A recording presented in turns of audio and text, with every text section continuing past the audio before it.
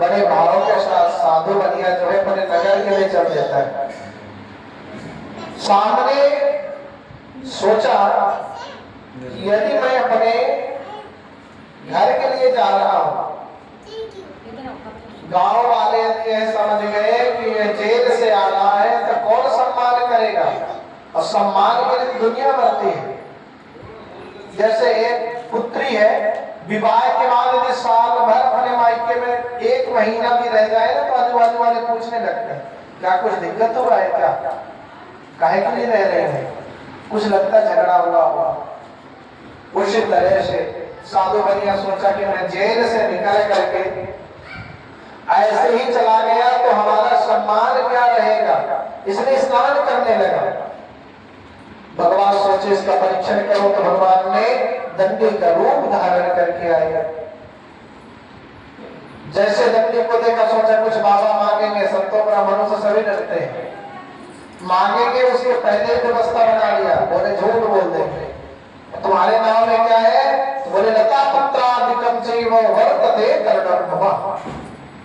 महाराज व्यापारी आदमी हो, भीजा मसाला अन्न धनिया आदि का व्यापारी हो, तो ये सब यही रखा हो। बोले नाव से उस पार उतार दीजिए। बोले नहीं। तो बोले ठीक है, जो कह रहे वही सत्य हो जाए, सत्य भवत ही बचा। कभी भी हमें संतों का, ब्राह्मणों का, माता पिता का, बड़ों का अपमान नहीं करना चाहिए या उनकी परीक्षण नहीं करना चाहिए। एक बार दुर्वासा ऋषि से भगवान श्री कृष्ण के पौत्रों ने परीक्षण करने के लिए, अपमान करने के लिए एक बार प्रश्न किया। एक भगवान पौत्र जो थे भगवान से दुर्वासा ऋषि से मजाक करने के हेतु एक पुत्र के पेट में कपड़े बांध करके लेडीज की साड़ी पहना करके बोले महाराज यह बताओ कि इसके पुत्र होगा कि पुत्री होगी। जैसे दुर्वासा ऋषि जी ने ध्यान किया, अरे देखे ये तो न पुत्र है न पुत्री, ये तो पुरुष है, इसके उदर से, इसके पेट से एक मूसल का जन्म होगा, जो मूसल तुम्हारे यदुवंश को समाप्त कर देगा। तो भगवान कृष्ण के पुत्र होकर के, पौत्र होकर के एक ऋषि का अपमान कर रहे हो, श्राप दे दिए। हाथ जोड़ने लगे, लेकिन वह मूसल जब हुआ उस मूसल को समुद्र किनारे घिस करके फेंक दिए। उसे सपट नाम की घास हुई और एक दूसरे के रवल समार करके समाप्त हो गई। कहते हैं हमें झूठ नहीं बोलना चाहिए, प्रयास करना चाहिए कि जितना हो सके अच्छा कर्म करने का प्रयास करें। आजकल तो अच्छे कर्म में ही सब कुछ डिस्टर्ब है। आप देखिए जितना भी कर्म हो रहा धर्म के प्रति के कार्य में लोग एक हर व्यक्ति अनेक कर्म कर लेगा, लेकिन जैसे पूजा का काम आएगा कितना शॉर्ट हो जाए, कितना अच्छा हो, कम से कम हो जाए, कितना ना देना पड़े, अन्य सारी चीजों को सोचता है। आजकल की जो धोतियां प्राय हम लोग प्रयास करते हैं, जब पूजन में आते हैं तो धोतियां हम लोग स्वयं ही खरीद लेते हैं। ये धोतियां जो है हम लोग पहन सकते हैं। आजकल की जो मार्केट में पूजा की दुकान में धोती मिलती है 1.5 मीटर, ना तो आप पहन सकते हो ना उसका पोछा लगा सकते हो। पोछा लगाओगे तो पानी भी नहीं सूखता, और अच्छे से फूंक दीजिए तो छेद हो जाएगा।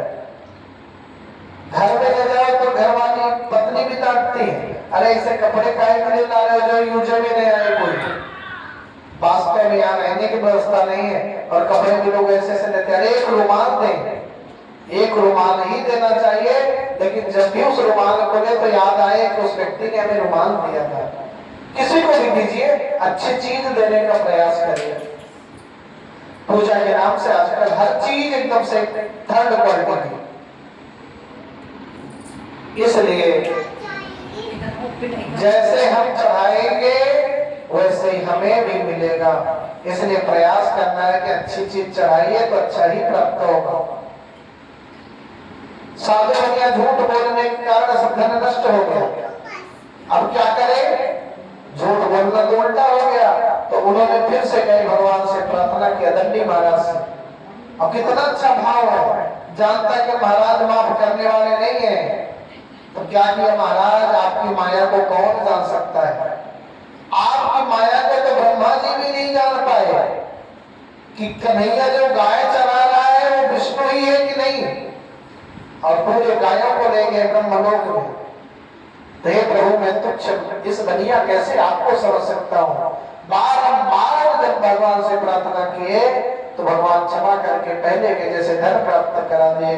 अब उस धन को लेकर अपने घर के लिए आता है, पत्नी को और पुत्री जो है भगवान की कथा को श्रवण कर रहे थे, घर के चिंदूत को बोला जाओ मेरे पुत्री को पत्नी को बोलो कि पति देवता शीघ्र से घर लौट आए हैं, स्वागत के लिए आए।